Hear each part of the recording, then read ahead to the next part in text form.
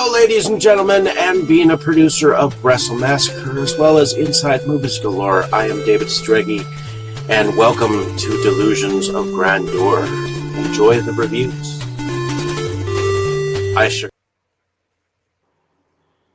Hello, ladies and gentlemen, and welcome back to another exciting film journey here on Inside Movies Galore.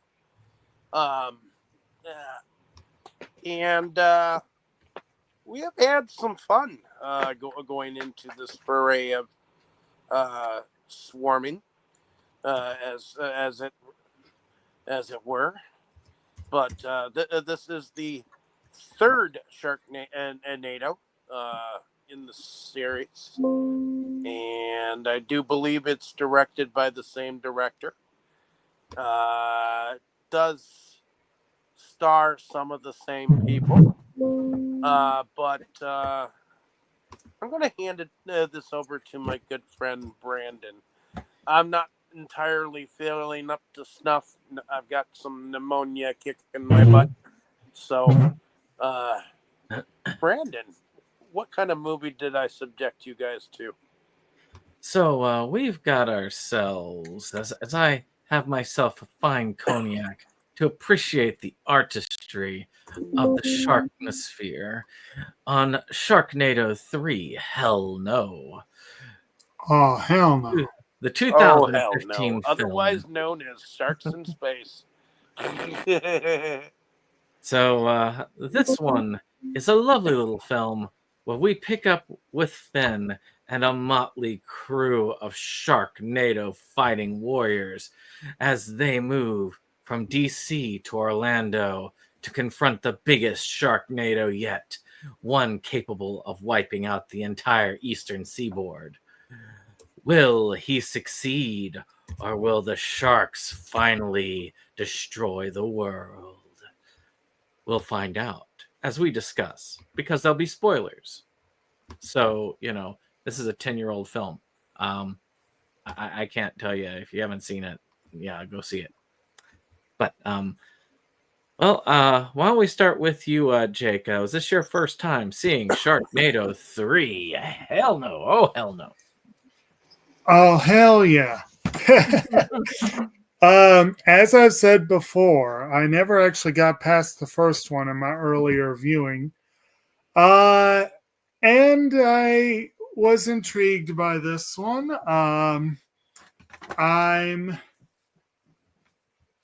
I guess I can see why they recast the daughter, because she's definitely much more likable in this one. And I would venture to say probably a little cuter as well. But the first one was such a dead ringer for Tara Reid that it's like, I don't know. That's kind of weird that they went that route. Now, of course, this one brings in Tara Reid's character's mother, who also looks like her. Bo Derek, yes. I never really thought about Bo Derek and Tara Reid looking alike, but they do favor each other quite a bit. And it also brings in Finn's father, played by the Hoff. Not the last time he appeared. That was kind of fun. I did think that was kind of fun. Supporting role from Frankie Muniz, cameos from the likes of Penn and Teller and Mark Cuban and whatever. It was an interesting assortment in this one. It's straight up ridiculous. I don't even know where to begin with the ridiculousness. There's so much. The movie is way beyond the realms of suspending disbelief that we've talked about. This one, you go in going, I'm probably not going to believe anything that happens. You'd be right. But it is fun. It is fun. I did enjoy it. And I'm glad I finally got to see it, I guess. Well, yeah, I will say this one definitely sets the tone from the get-go. Right. It's like right at the beginning where they have the Sharknado hitting DC. And right out of the gate, I'm like, there are no freaking sharks in that part of the Potomac, and it's like that turned out within 5 minutes. I was like, Hey, that's a minor consideration. they do answer that question in the film, but we'll get to that. Yeah, I suppose. So I guess Dave, are you up to talking about your first time? My first time was probably when it was first on the Sci-Fi Channel, because I followed the series pretty closely for when it premiered on, because they made a big deal about the premieres on Sci-Fi Channel too. It was like waiting for a premiere at the theater, except it was to your home theater, So, that being said, I haven't. I'll be honest. I haven't really seen the series since, because ultimately I did end up buying the DVDs when I found them, but I watched them as they came on online, and it held up. It held up for from the time that I watched it, and it just keeps growing with me. The cameos, man. The cameos. They just, some of them come out of left field, and you're like, what? Wait a minute, that's them. Okay, that kind of a moment where you could almost do a drinking game every time you see someone do a cameo or something like that. You'd be dead. I was going to say, you wouldn't get very far in this one. But it is entertaining and fun. It does hold the humor. And automatically you walk into this knowing that there's gonna be some shit that they're gonna throw on TV and be like, yeah, that can't happen. No, that definitely does not happen or will not happen. Or in a real life situation, no, that does not happen. So, it. I mean, I think they went originally the way of Kim Kardashian with the daughter on this one, though. Just a little bit, a bit with the look. I don't know why, but Oh, this is definitely a franchise. So, in any case, I enjoy it for what it is. So, Tammy, what are your thoughts on this viewing of this particular film? It was a lot of fun, like the other two. There definitely was a lot of cameos. Like there was definitely a lot of things, like you said. Like there's no way that could happen or that could happen, but that's part of the fun of the movies, right?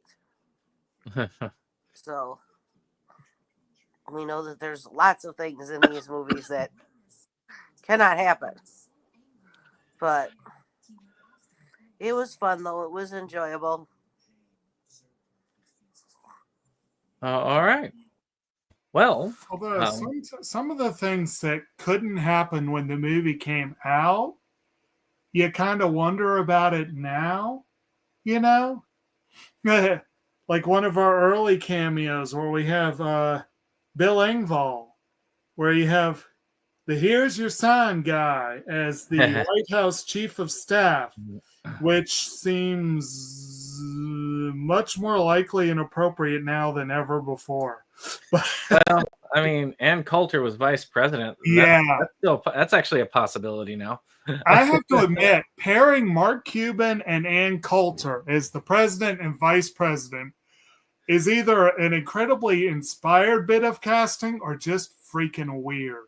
Yeah, because now that is unrealistic. They would never work together politically. Well, she didn't seem all too happy with the president in the movie, so Yeah. So this is not a first time for me. And I mean, actually, as I've said before, I've watched the first 4 Sharknadoes. I admit I stopped at 4, but I'll probably watch 5 and 6 when we come back to this series again later in the year. I actually feel like this is one of those series. I figured they must have stopped at 6 because they figured there was no way they could top what they did in that one, because they keep trying to top the last movie to make it more and more ridiculous. they could top Sharks in Space for 3 more movies. You never know. I think 4 does top that. So I don't know about 5 and 6, but I know 4 does. So, you know, it's there. There were a lot of appearances, including politicians. And I mean politicians all across the board. You had Republicans and Democrats all coming on with the Sharknado train, including even more future disgraced peoples, with Anthony Weiner joining our cast. You know, it's interesting how we've got so many disgraced people on this in the series. Maybe it's going to be a point, like if you have a cameo in Sharknado, eventually you're going to be in a scandal. maybe although in fairness, if you're a politician named Wiener, you'll probably eventually be in a scandal. Or if you're blacklisted in Hollywood, you might get into a Sharknado movie. That is Perhaps, true. yes, perhaps. We should also mention the early White House scenes also feature one Lou Ferrigno commenting about being angry. Yep. I mean, that's one of the things that is the Sharknado series, is over the top and the cameos. And to me, this was a good example of where the series was going at this point. I think it questioned itself in the second one. In this one, they just decided to let's let it all go. Let's pull out all the stops. And the first scene, which we'll go on into, where we have in DC a Sharknado comes up from the coast, as we find out later on that these are not just sharks, but these are sky sharks, like magic sky sharks that live in the clouds and eat birds. And that's how they can breathe and survive in the tornadoes. Well, actually, we find that out later, but I figured we'd just throw that out there. As one of them hits DC, because why not? And of course decides it's going to attack the White House, which we have, like I said, the most interesting pairing that would never happen in real life. Mark Cuban as president and Ann Coulter as vice president. And Cutler. Hello, Kim. But you know, that scene, to me, they used this in order to set the scene for the film with ridiculousness, with Finn accepting the Golden Chainsaw Award, and which is a real golden chainsaw, and helping defend the president with the help of the Secret Service, even using some of the old presidential portraits as surfboards to get down there and eventually take the Sharknado out. The Golden Chainsaw, that's the Fangoria Awards, isn't it? Yeah, isn't it amazing? Was it a facsimile of the actual award? I'm thinking it probably wasn't. Actually, Dave, you watched the Chainsaw Awards. Does that look like the Golden Chainsaw that they give out? It might be. I mean, it's very possible that it might be. I doubt they actually give out functional chainsaws, though. No. But I do have to say that one bit of realism in the movie, and also something that costs it a star in my book, is that in real life, Ann Coulter probably would have lived because the assholes always live. So, yeah. No, there might be people on here that love Ann Coulter. Hmm. But it is a very over the top scene, and I really think that this was well done because it really does set the stage, because it is so absurd and so over the top that you really Right. have nowhere to go but downhill from there. Well, it's just like the second one. It starts off so ridiculous. You're like, where's it going from here? But do y'all have anything else to say on the DC one? I mean, other than they didn't defeat the Sharknado this time, it just kind of dissipated. Like what happens with a real tornado?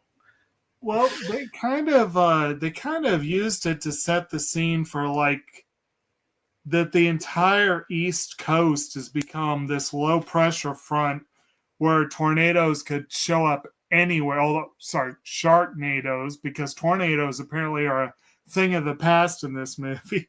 Well, sharks are in the clouds. Right. They seeded the clouds with sharks. As you do, yes. And I find it fascinating. Like you not only have the obvious ones like great whites and probably stuff like makos and bulls and whatnot. They have friggin' frill sharks in this movie. That's a deep water shark with tiny jaws. But both times it shows up, and they make it seem like the most dangerous, tenacious little bulldog of a shark. It's like that thing would never survive in the clouds. And then you've got the megalodon that's up And there.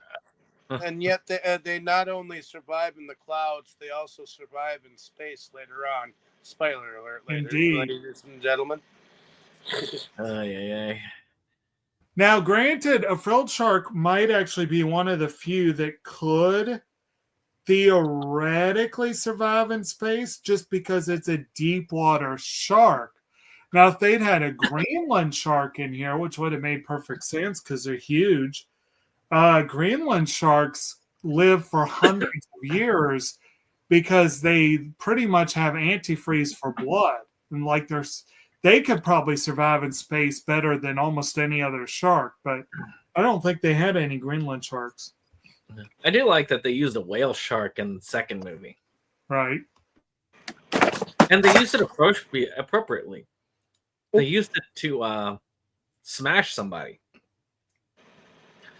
Because in truth, a whale shark ain't going to eat nobody. Well, they definitely smashed a bunch of people with sharks in this movie, too. So it goes into a James Bond style opening after that. I did enjoy that.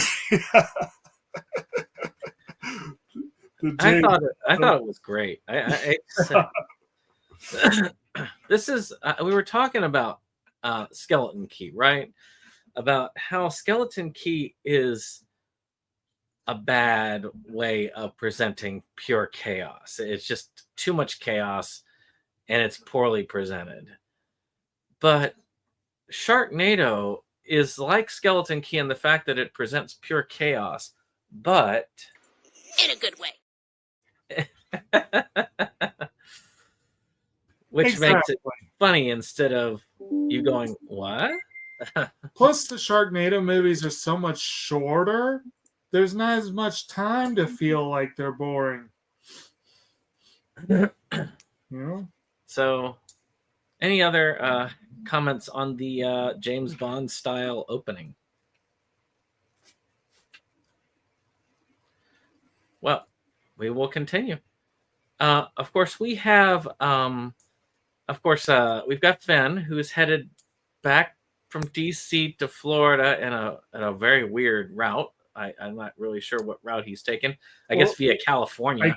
I guess he's in DC to be awarded with was it the Presidential Medal of Freedom? Yeah, I think it was? he got the Medal of Freedom, but he was headed back. I swear he was headed back to Florida via California.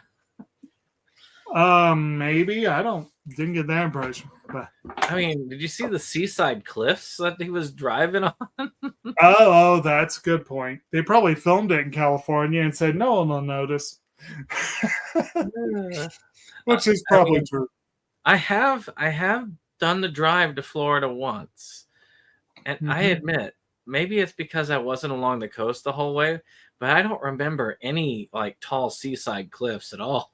There are none between DC and Florida. There are some bluffs, not many, but no cliffs.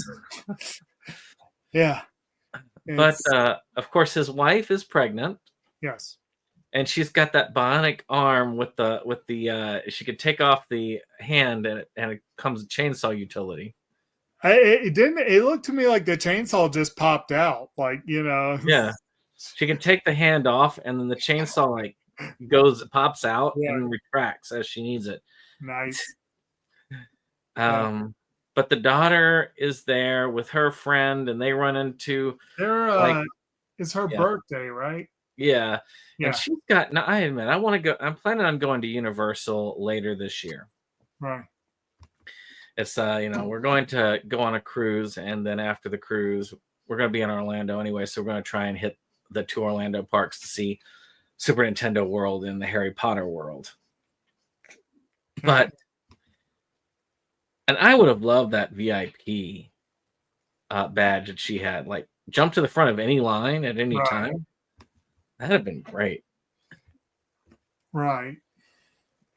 But, you know what's funny? The first thing I said, not just the first time I watched it, but the second time as well, I said, if there was any place a Sharknado would hit, I could see it coming from the ocean and coming to Orlando. If a Sharknado was possible, Yeah.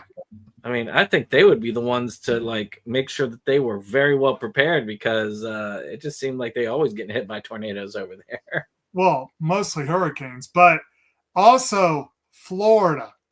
If we wanted to choose any place if anyone for whatever reason wanted to do a Sharknado series and said, you know what, we want people to believe this time that we're actually being serious. We want people to believe this is something that could happen.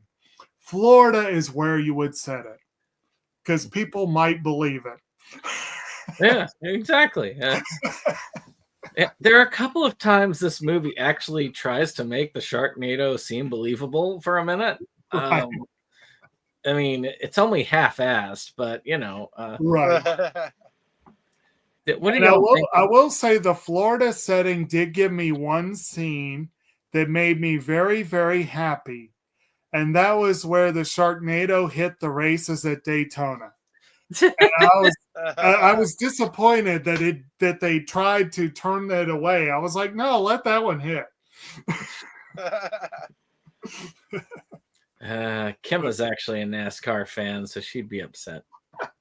Yeah, except it didn't end up being a regular Daytona. I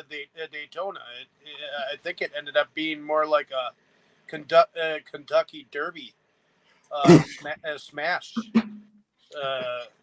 of sorts, because normally when Daytona, they keep going round and round, and they don't smash into each other like bumper cars. So now that you've said that, I am absolutely expecting one of the other movies to have the Kentucky Derby factor into it somehow. So, hey, I've never seen 5 or 6, so you never know. But I still say that Mark Polonia, this is his gateway to actual B movies from the micro budget features he does, because he would be the perfect director to take on a reboot of Sharknado. I mean, oh, man. he loves shark movies. Now, before we get to the destruction in Orlando, of course, we follow Finn And Well, apparently there's a nasty Sharknado moving through this town, like with a bunch of fog. well, And you should also mention before we leave the family in Florida that, of course, this is where we're introduced as well to April's mother and the what's her name's grandmother, the Bo Derek character, who we come to find out is not a fan of Finn. oh, wants to name the child June, so that you have May, April, June. Yeah. But you've got like but Finn does reunite with Nova, who apparently has been training in shark destruction thrown together. And of course you have Frankie Muniz's character being her assistant and trying to track this. And that's where they talk about how they've been figuring out that the sharks are actually these special sharks that survive in the clouds and naturally hunt birds up there. And that's why they can breathe in the tornado setting, because it's just natural for sharks to be able to do that, or these anyway. And so she wants to kill all the sharks because she has post-traumatic shark disorder, which admittedly is not in the DSM-5, but it could be in the DSM-6. I can't blame her for being slightly traumatized because she was killed by a shark and came back. So she got better. Yeah, she got better. She got better. Which which of course we would be remiss if we don't mention. So I'm going to mention it briefly, and hopefully we'll remember when we get to it. That Frankie Muniz gets a full-on Monty Python moment later. What's funny is I was making those jokes as it was going on, and I showed Kim finally a Monty Python the Holy Grail so she could get that. She was not very happy with me showing her this one. Really? She was like, "No, this is horrible." I'm like, "Yeah." And we got one more to go. It's probably that racing scene. It was to that point where by the time we got to the Orlando scene, she was screaming at me to stop the film because she's like, "No, I can't watch this drunk. I have to watch this sober because at least it's sober. I can ignore it." And so like, okay, so we actually did it over 2 days. But yeah, this is where they are able to most people would probably be the opposite. They'd probably think it's a better movie if they were drunk. Well, that was what I was thinking, But, I ended up having to watch most of the movie sober. Well, I would say drunk and high. If you want to see this movie at the best of its abilities. Well, that seeing as they just random drug test me, I can't do the high part, but drunk I could do. Sad that a county that just looks at that and says, "You know what? No, weed's still illegal federally, so we're still making it illegal to have it in your system." Of course. But we go through there and then we get to the storm because they find out, like, from all this that yes, this giant Sharknado like storm system is hitting the entire East Coast. And as Jacob was saying, that you could spawn Sharknadoes anywhere at any moment on the East Coast. And of course, it starts in Orlando. And it sets up some amazing things. Like they're on the disaster ride. One of the actors in that scene, I think the guy who was the friend of the love interest for the daughter, I believe he was actually one of the main people with the blackening later on. Melvin Gregg? Yeah. Yeah, I think you're right about that. Let me double check. Yep, he was King. So, it's actually kind of funny when you think about it. Now, this is years before the blackening. Yeah. And the blackening is a much better movie, at least structurally. But but still, it's kind of funny to see these people in this movie. Right. But I did love the disaster ride, because then you got to see it flood, and you see so they think it's part of the ride. The sharks come out. Yeah. And it's like Finn comes in, kicks ass, and then everyone's applauding him. Yeah, I like how Finn joins his wife at the top of the roller coaster because they're trying to track down the daughter, but her phone got left at the roller coaster. Right. And I love that the shark is scooting around along the roller coaster track as if it's on. So also, like, dude that is running the ride is like, oh, you left your phone, wait. And then he like walks like 10 feet. Oh, they always come back. Incidentally, yeah, I was gonna say he is another wrestler. We seem to have a lot of those in this series. Yeah. It's just there's so many cameos in this.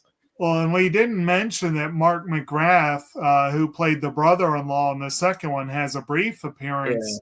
Yeah. Ends up actually saving the vice president during that early scene. And the agent who was escorting Finn around, who gets killed, Agent Neveroh, is played by the singer Nayo.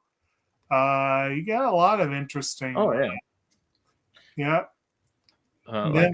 Like you said, if you do a drinking game, better use something very low alcohol. Right. And then later, Michael Winslow, who we all know from Police Academy, ends up showing up later on. And yeah, some good folks. But they mess around in Orlando for a bit, and they get to, if I recall correctly, they get to Orlando by they end up with the jet to try and help. Was that before or after he comes to Orlando? Well, yeah, they end up having to go to a military base because Finn knows the general. And that's where Frankie Muniz meets his end, because he, I guess there was a self-destruct mechanism or something on this massive machine that he and Nova had been using. And like Nova offers to fly Finn because she has hundreds of hours flying military fighter jets somehow. Apparently his son taught him too, but just go for it and just go with it. Yeah.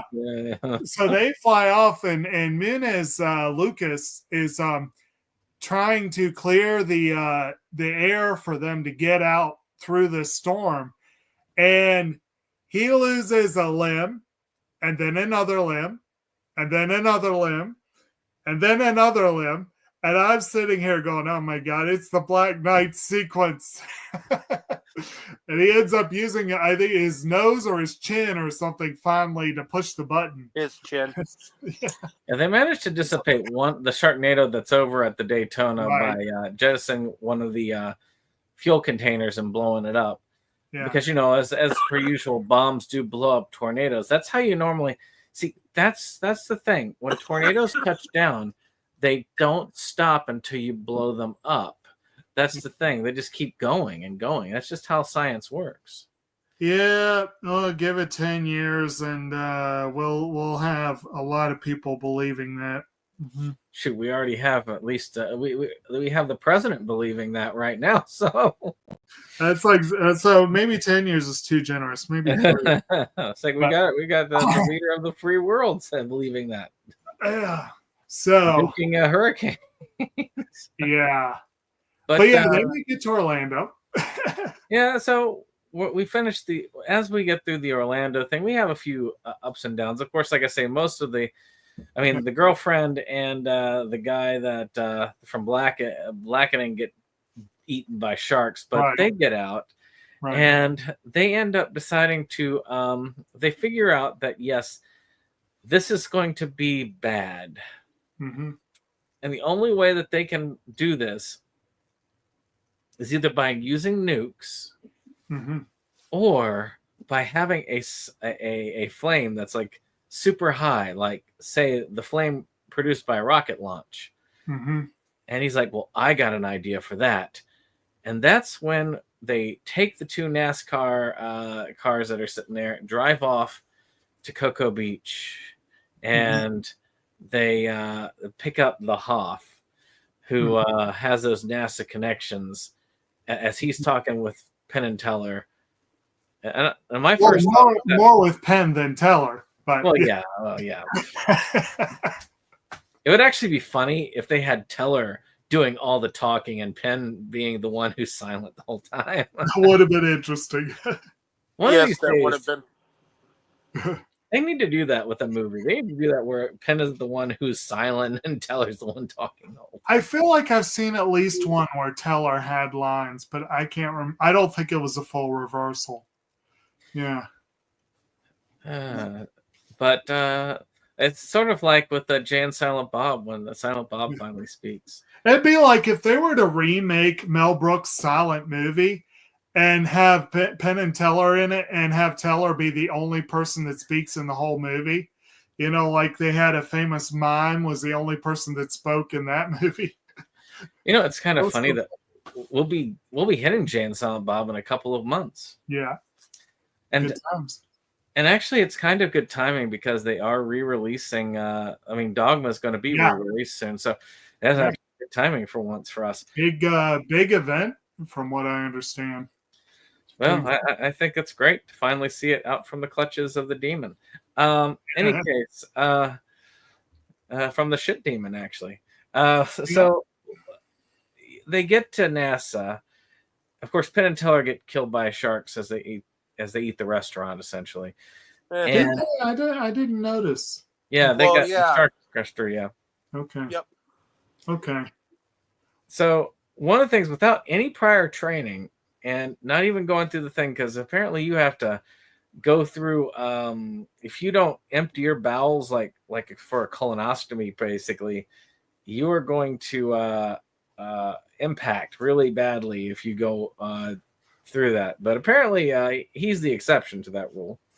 Finn is. Yeah. I don't think it's nearly as big of a suspension of disbelief as his pregnant wife, who also is trained going into space. Well, she goes to try and stop him, but the Sharknado makes it so that she can't go back. So they just have her suit up and get in there because that's how it happens, you know. Yeah, as you do, yes. I mean, I have expected them to do like an ultrasound and the baby has done suited up and ready to go.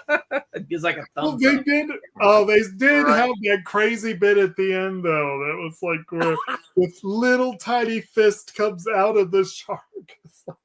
You know, they actually missed an opportunity. Yeah. I mean, Dave, you were with us when we discussed Dead Leaves. Oh, yes. That they could have had a Dead Leaves moment where this like a chainsaw erupts out of her pants and destroys a shark, you know? It makes sense. I mean, she does have a chainsaw attached to her arm, you know? True. But apparently the flame from the rockets is not enough. No. But they found out that Star Wars actually did get completed. Oh, for those of you who are not in the know, which would be most of you who were not around in the Reagan administration, which is most people, Ronald Reagan had been working on a laser defense force that was supposed to help deter nukes called Star Wars. Right. But it ended up decidedly failing, especially as it was causing a lot of issues around the world and international politics. So apparently you had this Palpatine moment where he was like, this very functional battle station. Right. As the Death Star is indeed functional. But he had to go jump start it on his own. Speaking of series, fantasy series involving famously bearded individuals, we neglected to mention that one of the cameos, one of the people very quickly dispatched by the sharks, is one George R.R. Martin. Yeah, was very interesting. Yeah, Mr. Game of Thrones. Right. and that was actually a pretty. Actually, Game of Thrones was well in its heyday at this point. So. Right. And we should also mention that before the whole space thing, somehow young Billy, the brand new friend of Claudia, ends up tagging along with them. Incidentally, April's mother had gone to safety, apparently. As far as I know, she survived. I don't know. But Claudia's kicking ass and taking names, and Billy's like, "How'd you do that?" "I am a shepherd." Well, And of course he dies. It's weird but he does get a kiss in beforehand. He does get a kiss and then he dies, which But I feel it's interesting that they decide that they're going to fight all these like numerous sharks with just guns. Right. But it's not. But it's Nova that manages to save the day because she's able to use the fighter jet to clear a path for them to actually activate the rocket. So. I think, yeah. Actually, they brought in the National Guard, which that whole setup, I almost bust out laughing. They were like, "We'll bring in the National Guard to create a perimeter or some such thing." It was like, what are they going to do? But apparently, what they were going to do was stand on buildings firing guns at the sharks. And they keep getting picked off one by one. And that's where Claudia and Billy stepped in. And she actually managed to stand in for the National Guard almost by herself. Mm-hmm. Although, yeah, it was really Nova flying the jet that was what was needed in the end. But so Dustin, great to have you back with us. Of course, was this your first time seeing Sharknado 3? Actually, yes. I was a little delayed today because I went back and watched Sharknado 1, 2, and 3, and despite them being short movies, all 3 in a row took a little longer than I thought, so apologies about that. But I had actually only ever seen the first Sharknado. I've seen it more than once, and I still almost couldn't follow it this time. And so seeing 2 and then seeing 3, because there are 6 of these, and I'm watching them from the Blu-ray set that was released a little while ago. I ended up being kind of lost for a lot of it. Like, I didn't hate it, though, because I went in with the understanding, okay, this is we're just trying to do ridiculous things and have blood and guts everywhere and just do anything we can involving sharks. Like, there are no rules for the sharks. It is making no sense on purpose. Just sit back and enjoy it. And in that aspect, this was pretty good. Oh, as somebody who knows some science related to sharks, how accurate would you say this movie is to real shark science? Well, I appreciated early on how there was one deep sea shark, which I can't remember the exact species, but I was like, oh, okay, at least that one's different. Like, it was a frilled shark. That was a frilled shark? Okay, yeah. That sounds right, yeah. So that was maybe the only thing, because it seemed like they were immortal, like airborne, like designed to live in the sky. It's one of those things where it's like, well, there's so many things not correct that I don't think you can really even start. It's like they were the right generic shape of sharks. That's about the best I can give you. And the sharks changed in size several different times. So it was like, yeah, I'll just go with it. It was literally whatever the scene needed, like in the moment. So bad CGI sharks times 100. Well, if you're talking about the actual movie bad CGI sharks, that was honestly pretty good, and it had a point as to why the sharks were bad. Whereas this one was just kind of throwing it in your face. It's like, yeah, you're here for it. So, but yeah, pretty bad looking CGI sharks. I will give some credit, like a couple of the ones that we had more screen time with, like near the end when he's being swallowed by the giant shark, which I guess is getting slightly ahead of ourselves, but does it matter? Probably not. Like that practical shark looked okay. Like it had a little bit more detail, and every once in a while when they were up, close with the shark for an extended period of time, I could tell that they spent a little bit more. They put a little bit more effort into that CGI model, or even occasionally that prop. So, Well, we'll give them that. Well, actually, we're getting ready to get to that part because we're just at the part where David Hasselhoff activates the space lasers to dissipate the storm. Now, and that is a realistic statement.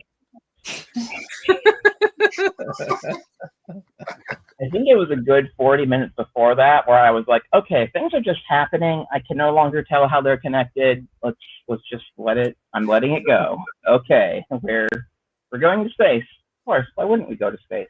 All right.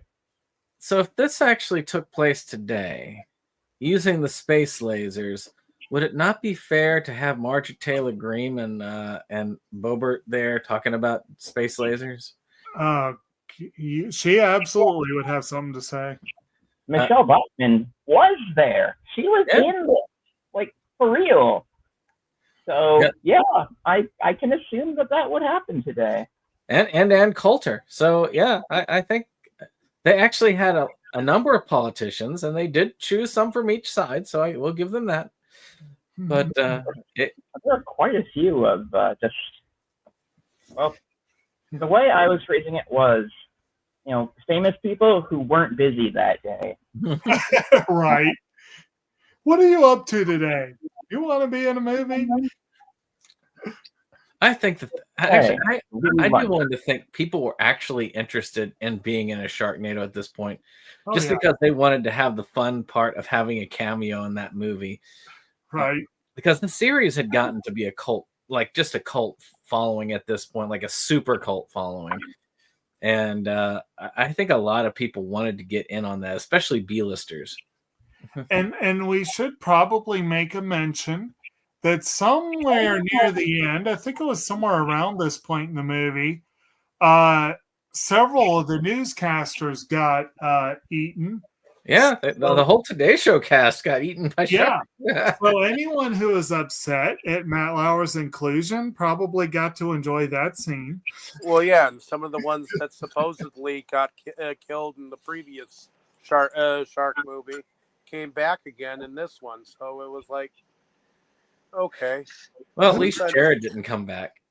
Yeah, although IMDb lists him in the credits. Now he's not listed on the movie that I saw, but they probably cut whatever part they did, just because I'm sure at this point that the stuff did come out at that point. It could be that he was cast and they were ready to go. And we forgot Jerry Springer had a small cameo. Yep, the late Jerry Springer.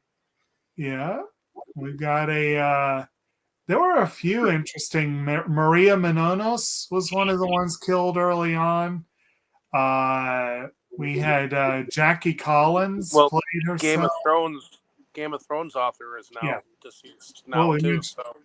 Yeah, we mentioned him. One of the politicians was Michelle Bachmann, Congresswoman Michelle Bachmann. Yeah, Dustin mentioned her. Yeah. And we've got a couple more talk show hosts. Kathy Lee Gifford and Hoda Kotb showed up. Mark was there. Like the end credits were almost more interesting than what had been going on, because it was like, I thought that guy looked familiar, but I didn't know how. And it was like that in the second one too. I like the end credits on these movies; they're fun. So, we're getting close. As Agent Banner, I think that was my first. Oh, come on! In this movie, which one? Oh, you're talking about Lou Ferrigno as Agent Banner in the credits. Right. So it's like that guy looks familiar, and then all the way up the end, it's like, they named the whole Banner. Okay, fine. And also at some point, there was a reporter or someone who was was introduced as Benchley, and I'm like, yeah, okay, that's a little on the nose. Well, so we'll get back to the space shark, where yeah, we do save the day by using the space lasers Of from course. Star Wars, and literally Star Wars, as I explained earlier. But unfortunately, they don't have enough fuel to get Hasselhoff back, even though he has the jetpack and he could probably propel himself back to the space shuttle. But that's neither here nor there. He goes to the moon instead. Well, because sharks have decided to fly out into space and attack the space shuttle. Yeah. And the space shuttle is destroyed by a megalodon, or as my wife would say, megalodon, and swallows her. And if any of y'all actually listen to a particular series of audiobooks, you'll understand that horrible pronunciation. I kind of like it in a weird way. Like next time I'm playing Ark and I have to say Megalodon out loud, I'm gonna do that. There's like a series of these books that she likes to listen to about this pretty much these megalodons that are killing people, and the guy mispronounces it megalodon for the first three. Are you talking about the Meg, or is this a different series? It's a different series. Oh wow! Oh, there's another Megalodon series. Yeah, I can't remember the name of it. If I remember it though, I'll let y'all know in the group. I'll ask her what the book series is. Actually, Dustin, I think you'd probably like it. But the whole of it though, the sharks destroy the space shuttle, which is very impressively strong sharks. Yeah. Swallows Tara Reid, who is already in labor with the child, and of course, Finn's desperate way of escaping is to go ahead and purposefully get swallowed by one of the megalodons, and then do re-entry with it, because of course, sharks are able to survive re-entry like that. And it didn't look like those sharks were surviving. Well, I mean, it was intact after it re-entered and landed, so charred. Although it is interesting, if they can't survive re-entry, why would they fly out into space in the first place? Look, the sharks. Sharks in this film are apparently mindless killing machines. Right. So that's all that matters to them is feeding. Okay. And since the sharks can survive in the cold depths of space, they may have decided to invade other planets. Oh, okay. But we don't see David Hasselhoff die in this. It's just assumed, which we will, I guess, come back to that in the next film. But like I said, we see him on the moon looking back at Earth. Yeah. Well, yeah. It's kind of assumed that he'll die a lonely death of starvation. It's actually impressive that he got from Earth orbit to the moon, where he was. Evidently, the sharks that he flew with went to the moon. He was flying. He was somehow flying at an incredible speed. And also, again, it begs the question of, if he had enough fuel to get to the moon, why was he stranded, 100 yards from the ship? Hey, apparently the moon was closer than the ship. Oh, okay. You know how space works. Maybe they decided to travel by map. To be fair, I've been watching Invincible kind of a lot lately. So going to the moon, like just as a guy, did not really register as all that weird to me until just now. I was like, oh yeah, how the hell did he get all the way out there? I think I just saw like every day, like one of like 5 episodes where Mark goes to the moon. Well, I'm pretty sure for Vitramites, that's not a big deal. It is not. Apparently, he can do it in under 7 minutes. So I guess he gets out, and of course a chainsaw opens up the shark like in the other movies, and a baby's hand comes out, as of course the baby was born inside the shark. Of course, as you do. Yeah. At that moment, I was just like, yeah, all right. Like I was kind of impressed by how unfazed I was. Yeah. And of course, Tara Reid was able to strip completely out of her flight suit, have the baby, and be dressed and ready to come out by the time, he gets to her.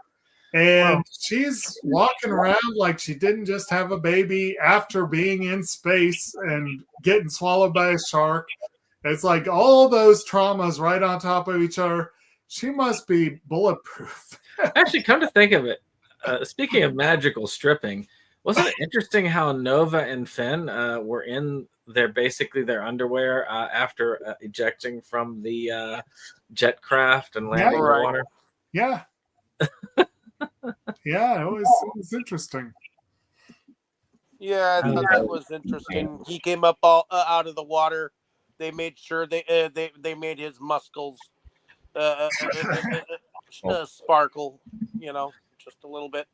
Yeah. And they gave you a pretty good shot of her in her underwear. Well, yeah. True that. A little bit for everybody. You got the muscly guy for the people who like that, and you had the scantily clad woman for those who like that. For kids. Well, yeah. But actually, didn't they come up on like a public beach where there were families nearby? I feel like there were some people running away. It's an off-colored remark. It's highly inappropriate. You want? I'll demand he's taxed. Highly inappropriate. But yeah, I mean that was pretty much Sharknado 3. It's hard to say that I didn't think it could get bigger or crazier than the second one. Actually, I knew it did because I have seen the first 4, but it had been a number of years, and I guess it did. And I guess we get to look forward to it getting crazier in Sharknado 4, where we'll end this Sharknado ride, at least temporarily, while we break for some Shrek. Yes. Earth Awakens, apparently. But anything else? It doesn't really have that much to do with the movie, but it was funny. Last night I was at work, and I was watching this at work last night, and we had a thunderstorm while I'm watching this at work last night. And lightning's lighting up the clouds, and all of a sudden it downpours, and I'm watching this, and I'm sitting in that little booth, and I'm like, well, this is nice. Really? I'm watching Sharknado. This is nice. At the very least, you can rest assured that if a Sharknado hit Wisconsin, then half the country would be screwed before you guys. Hey, it would be it would have just formed from the lakes, and it would be all those Great Lakes sharks that you hear about. Oh, right. You hear about those all the time. Yeah. Well, where maybe do you think it'll the take care Megalodon's hiding? Maybe it'll take care of that ship that couple left on our beach. At Bradford Beach that they're bitching about who's going to take off the beach. Well, then again, you guys have the Lake Michigan monster to take care of any sharks before the attack, right? Right.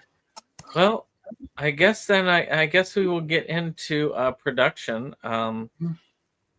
I do think that they did that they have been improving, but of course, then again, the budgets have been getting bigger. Yeah. So, but they have shown that they are improving their budget each time.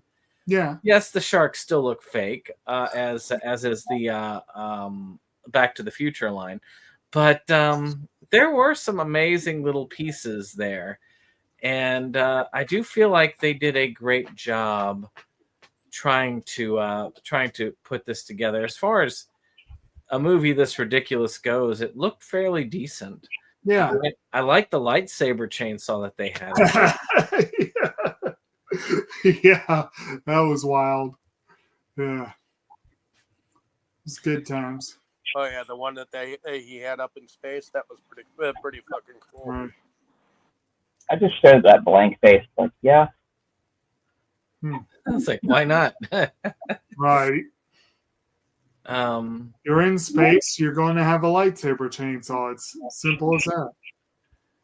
Like, there's just so much of this movie where I was like the toys from Toy Story 2 when like the fake Buzz thinks he's choking, just like staring at him blankly as like he thinks he's dying. And he knows it's completely fine and it's just in his head. Right. Like, that was my face for quite a lot of this, and I think maybe the last half of the second one too. As I think my first what the moment in that one was in the finale when they're blowing stuff up on the towers to dispel the storm. And it's okay.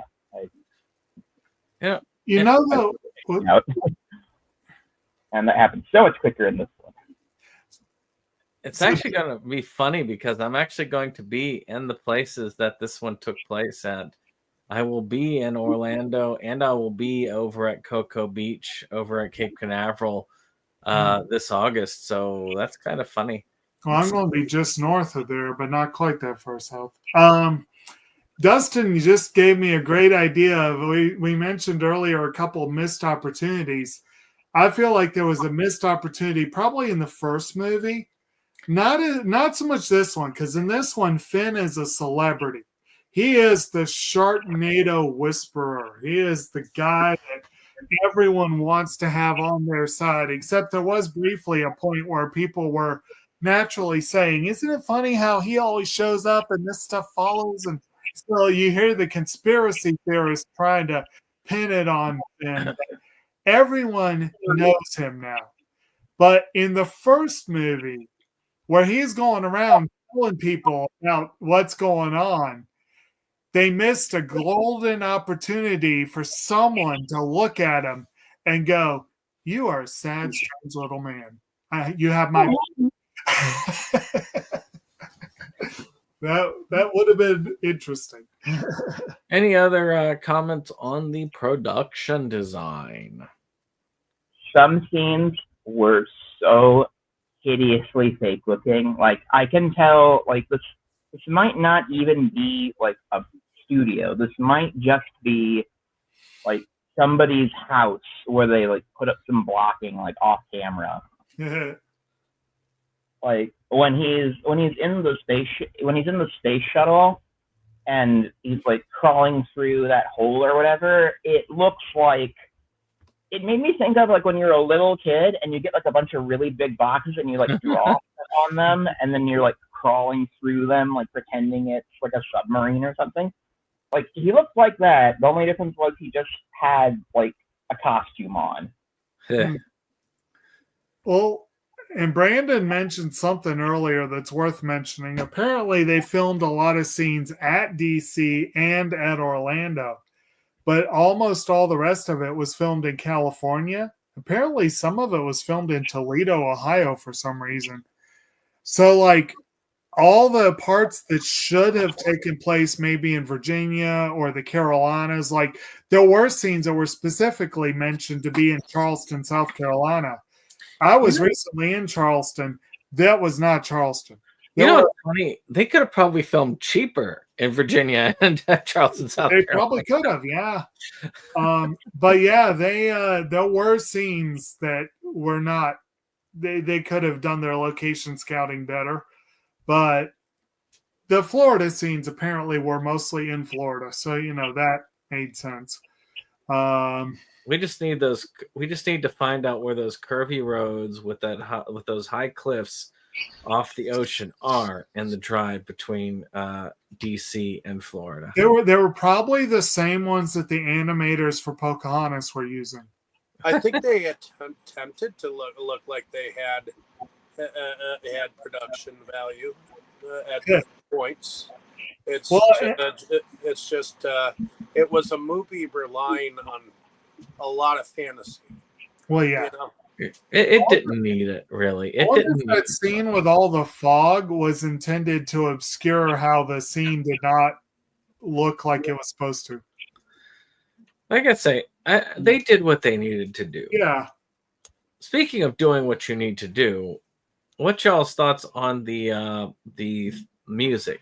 The song Badass was well named. I love that song. It was great. And I like the Sharknado theme. Every time I hear it, it's fun. Yeah. The Sharknado theme was so overwhelming. I did not notice other music in this movie. They the one I'm talking about played on the end credits. But they also played it in an earlier part too. But once again, we had a lot of stuff written by Robbie Rist and Anthony C. Ferrante. Much of it performed by Quint, but a couple of it performed by other groups. Yeah.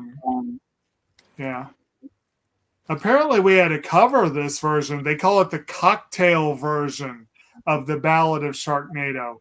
It was performed by Mikkel Shane Prather. Yeah. Okay. Mm-hmm. Well, anything else on the music?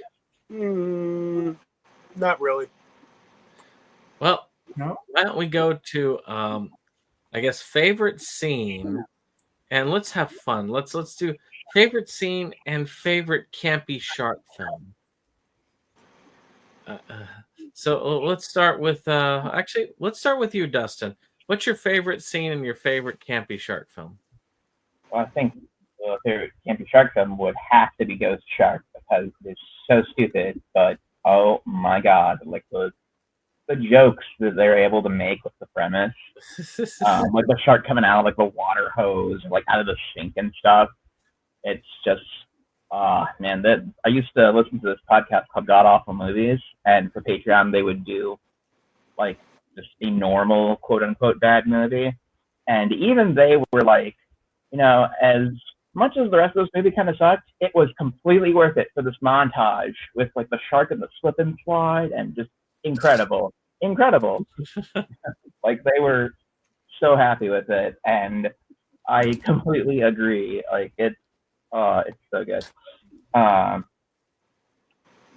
for you, we wanted moment from this movie, of course, right? I think that would be near the end where, you know, he gets swallowed by where he basically just dives into the shark's open mouth to go looking for his wife. And you can tell he's in like, you know, an actual thing that they built, and it does not look half bad. Like, I believe that as the interior of a creature. So I think that was my favorite moment.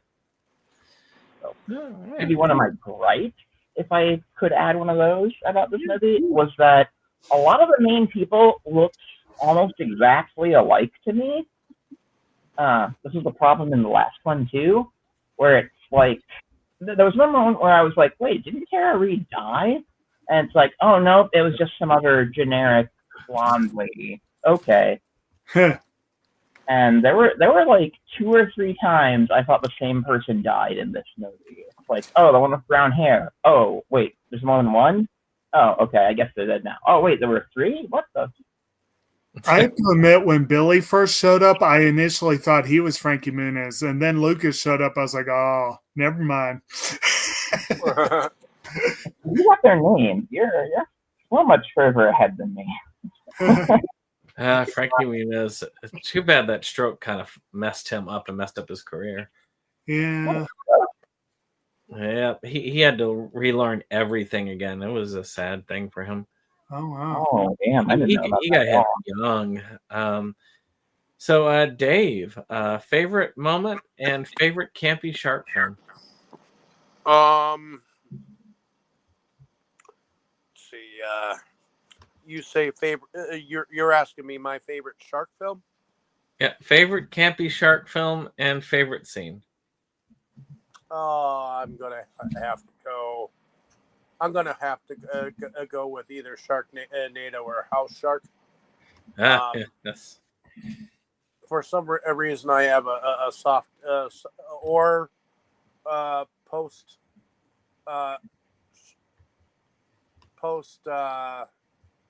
what's that post Shark Commando. Oh yes, post-apocalyptic shark, commando shark, post-apocalyptic commando shark. Yeah, I like that one too. For some reason, I know they used the same yard throughout, but it was pretty darn enjoyable. Hey, fake CGI sharks was pretty good too. Bad CGI sharks is pretty good too. It's just hard to pick just one.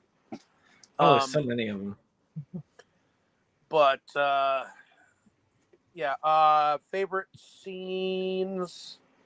Frankie Munich's death is pretty darn good.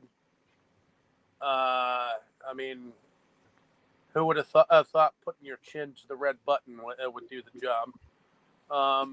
Right. And I think my extent of belief that Finn can hook a ride on a shark to enter the atmosphere of planet Earth, and find his wife in a similar shark and son, and it's just kind of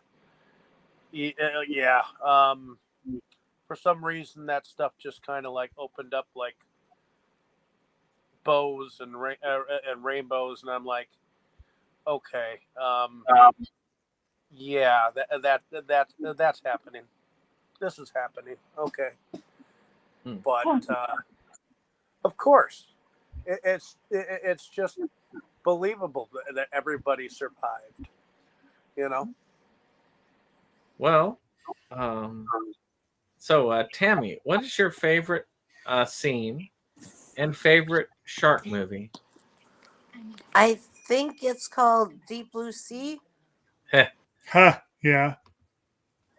Those are those program sharks or whatever. How weird it has 2 sequels to it, which I've never seen, but I have them. 2 and 3 are actually okay. I think 3 was a little bit better than 2, although 2 had the extra burden of setting up what the hell could have happened after that. Like 2 basically had to exist to lead into 3, and that's kind of how they play.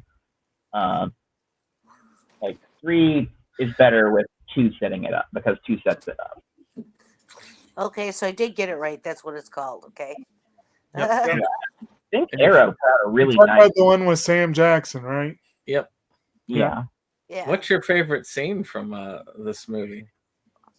I had a couple. I liked it when they got inside the Universal Globe,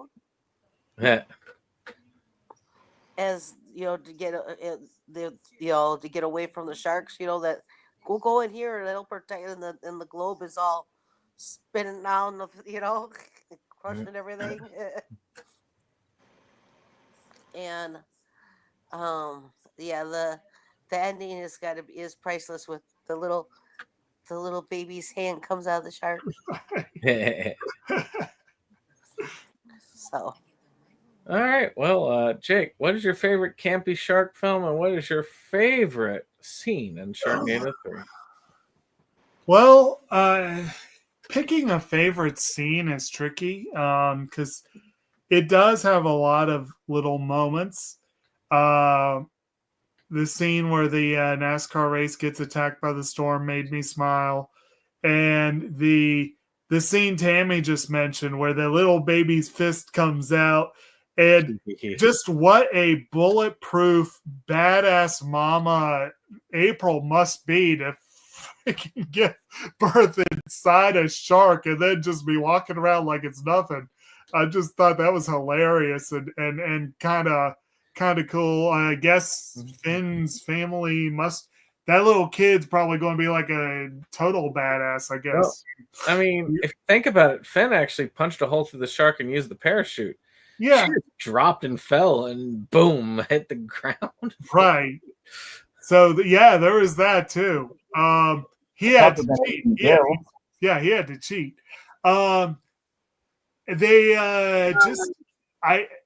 there were a couple of, again, I didn't really like necessarily what happened to Lucas, but the way it happened was kind of hilarious. And it made me smile to think that in a movie where everyone is obsessed with chainsaws, Malcolm never got to solve his problems with a chainsaw. He used a bomb instead. So, what's your favorite campy shark film? Well, and I also got to mention the lightsaber chainsaw was great too. But well, if you're just talking like cheesy, bad horror kind of horror comedies, I am not nearly as well versed in these as you and Dave apparently are, and probably Dustin as well. I definitely enjoy the Sharknado movies, but I'm having trouble thinking of anything else. What about Jaws: The Revenge? Well, I was going to, let me finish. I have not seen Jaws: The Revenge in. I'm going to be honest with you, it is not as bad as people say. I know. When I was a kid, I loved it. When I was a kid, it was probably my second favorite Jaws movie. And I haven't seen it in many years. But if we're looking at a movie with a reputation for being horrible, that I can at least say I enjoyed the hell out of the movie when I was a kid. So I need to see it again. But and if we're just talking movies, not necessarily bad movies, but movies that embrace cheesiness, that embrace camp, that feature a shark. James Gunn's The Suicide Squad is great. And I love that version of King Shark. Actually, kind of think of it. Didn't you see Real Big Shark from what was his name? Tommy Wiseau. Oh, that one. Yes. Yeah, Real Big Shark. It wasn't nearly as good as The Room, but it was amusing. See, now for me, my favorite scene is pretty obvious. I mean, I've actually been to Universal, and I am glad I got to watch the Jaws ride because they've retired that one. But they did have the shark hanging there like you were supposed to have. And I love the scene where they're right next to the hanging shark from that, and the shark comes to life and eats the person. I don't know why that amuses me so much. There are a lot of fun shark films out there. I feel like I should do a nod to Polonia because Polonia is one of the big sharksploitation directors. Yes. I mean, Sharkula, for instance, had probably some of the best performances I've seen of Jeff Kirkendall or Kyle Rappaport that I've ever seen in a film, which otherwise was a horrible film. Yeah. Kyle was all right in that one. I'll give him that. So, there are others, of course, that are out there. Just so many shark films that people just... I mean, I love bad CGI sharks. Yeah, that was fun. Have you seen Great White from, I think it's 81? If you've ever seen Cruel Jaws, a lot of the shark footage in that movie is just ripped out of Great White. So I saw that earlier this year, and it was okay. It was kind of good. And I agree with Dustin about Ghost Shark. It was great, but the one I would have to go with, my favorite campy shark film, is Santa Jaws, by far, which we have covered on this channel. So you need to. Really good kid. Respect. It was just it's just a fun campy shark film. Yeah, I had forgotten about that one. It was interesting. How could you forget about that? You've seen a lot of campy shark films, Jake. You just your mind erases them because you want to check them from the mind. But well, that was Sharknado 3. We only got one more to go. Oh, hell no. So, Dave, do you want me to hand this back to you, or do you want me to finish the outros? Go ahead and finish the outros. Okay. Well, we'll just go ahead with these outros. Tammy, tell us a little bit about yourself and what you do. I go on this channel and another with David and talk with everybody about their favorite movies or whatever. If we have a theme or whatever. It's a lot of fun to get everybody's opinion. And right now, just waiting for the weather to get nice. So. And our house. All right. So how about you, Dustin? We haven't had you on for a while. Tell us a little bit about yourself, what you've been up to. Well, I used to collect movies and other horror stuff around town here in Milwaukee, and I haven't been able to do that for a while. But I am working on kind of getting my life in order, and hoping to start posting stuff on my YouTube channel, The Crypto Forrest. I'm probably going to change the name to something that's a little bit easier to search and remember as well. And yeah, I have quite a big box of movies that I could show everybody for pickups, because, I mean, most of the used film places around here are closed, but, you know, there's still some stuff left, and you can occasionally find really cool things if you know where to look. So You're one of the few people who has some amazing horror vinyl. I mean, I always love seeing some of those from your channel. Yeah, I love showing off the vinyl stuff too. Something happened to my turntable, and I haven't really been able to use it for a while, which has been upsetting and has kind of cut the vinyl down. But I do have a big pile of stuff that I haven't shown on the channel yet. So I look forward to seeing it when you get it done, though. It's gonna be awesome.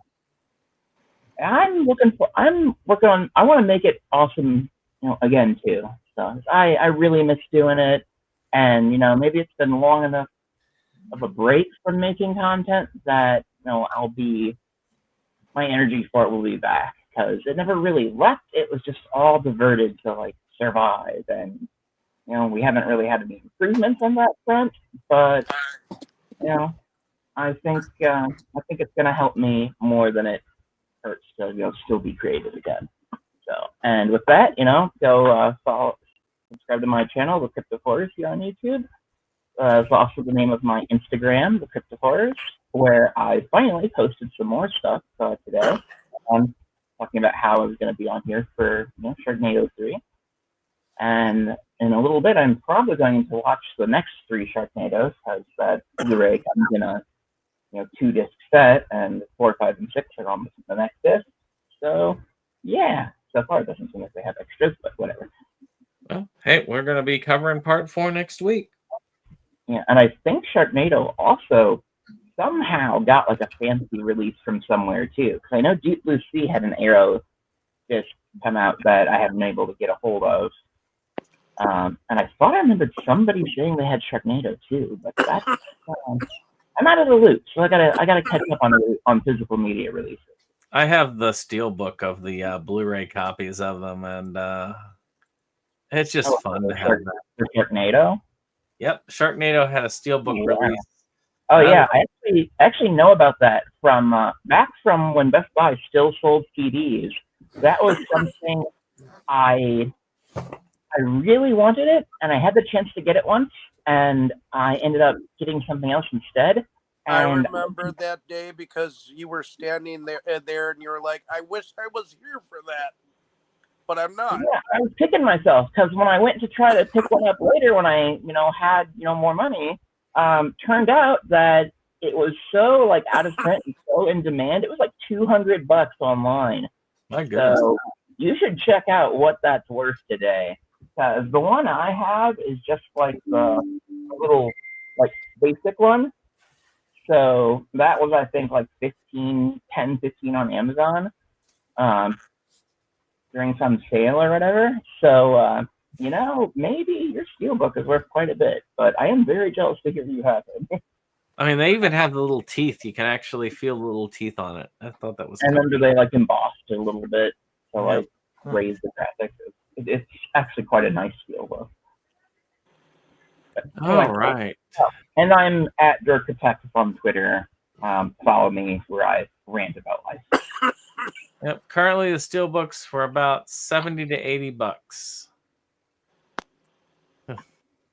So I was glad it went down, because for a while that was the only way to actually get the movies on physical media. It did not have that regular case release.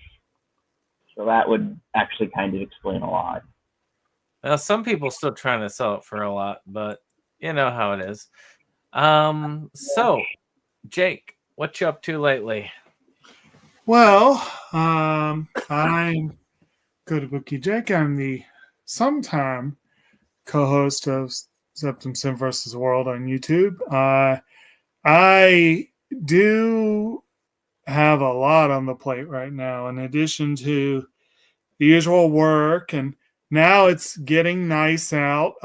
It has been quite nice here much of the last week. We spent a lot of time outside, just wandering, just trying to enjoy nature, get out in the garden. But I also have at least 3 huge projects that keep me busy. One is a vegetable garden that I've started, and Brandon, I meant to tell you earlier, but you can tell your wife that some of her seeds have been planted. So Yay! yeah, hopefully we'll see something happen with that soon. And I also am working on trying to get finally finished a draft of a novel I've been kicking around for years, and it needs a lot of work. Found out today a little bit more of the work it needs. So I'm going to be kicking those thoughts around. And I have a huge website project I want to do that I've been slowly pecking away at. But I also do have a big trip coming up. I mentioned that I will be near Orlando, not at Orlando, but near it. So it'll be the only time I've been to Florida ever was to Orlando. So it'll be nice to get back to Florida at least one more time before it goes up in flames completely, which could happen anytime. But I'm very much looking forward to seeing, at the very least, a couple of sites while there. And it's going to be a big trip. I'm going to see a lot of cool stuff and some real bucket list places. So I'm really looking forward to that. So yeah, a lot of stuff going on, and not enough time to do it all in. But I still make a little bit of time to join these folks for our discussions each week, and also to get some animation watched for our channel. Apparently, we're foregoing the anime this month to do a discussion of American animation with Adventure Time. So that's going to be fun. So it's going to be a slightly different adventure than what we've been doing on this channel, but only slightly.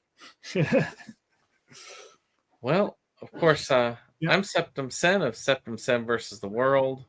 Of course, we like the physical media. We do still honor that. I'm working on a new pickup format. Of course, I still do pickups with Jake, but I'm prepared for when he runs out, and I need to start doing them on my own. So I've been preparing a new format for that as well. I'm still doing though. But we are going to probably film one of those together next week, so that's going to be fun. I've actually got 5 sitting there picked out. I just got my final ones for 5 today, matter of fact. Though I do want to show off my Arby's dice, which is kind of funny that I have Arby's dice. And that Arby's dice are considered actually rare items. Yeah, it's because everyone wants the meat. Social media marketing thing, and I'm guessing those are from that, right? Because I seem to remember something about Arby's dice from that. Yeah, they originally went on sale years ago, and they made these very high quality Arby's dice, like D&D dice, and they sold out immediately. And they decided to do a second run, which they also sold out immediately, but they happened to catch me right as they were going on sale, so I finally snagged one. And now that I've gotten to look at them, I'm looking at it as like, why is it they put this much money into crafting these very high quality dice for Arby's? Because they are insanely high quality dice. But from wood or something. Oh no, they're like heavy metals with gem inlets. Damn. Yeah. But so these are kind of things that we show off on the channel, and I do weekly movie reviews. I'm trying to catch up with the Camp Blood series, and this week we are covering the movie Camp Blood Clown Shark, which I guess would be another campy shark film by Mark Polonia, where he actually has a B footage of a shark and he pastes a clown mask over it and has it supposedly killing people. So I mean that's so you got a shark, a killer clown shark slasher film for this week on Thursday. But I try to make sure I have a review up every Thursday. I'm trying to get it to where I got to pick up every Wednesday, but time being what it is, which is meaning none. I've got them all filmed, just editing them. So I guess I will hand this over to you, Dave, to send us out. Okay, well, my name is David Streggy. I am one of the founding fathers of Inside Movies Galore, so thank you for coming along with us on this fantabulous journey we've been having. Sorry if I sound like crap today, but trying to get over pneumonia. So, that being said, hopefully you've enjoyed listening to our Sharknado theories and conundrums, and what we think about the movie, and take and watch the movie yourself and gain your own perspective, and let us know down in the comments what you thought of all. And don't be shy, because we'll be continuing some of it now and then some of it later throughout the year. So it's going to be a blast.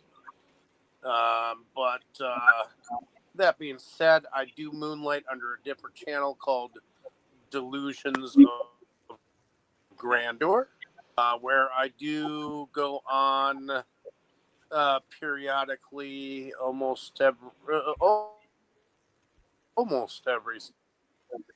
Sunday, where we do discuss another film with another group, and I do think that we are going and discussing the 2000 kind of to get in on the Easter spirit of things, especially since we covered the Charlton Heston version not too long ago on the show.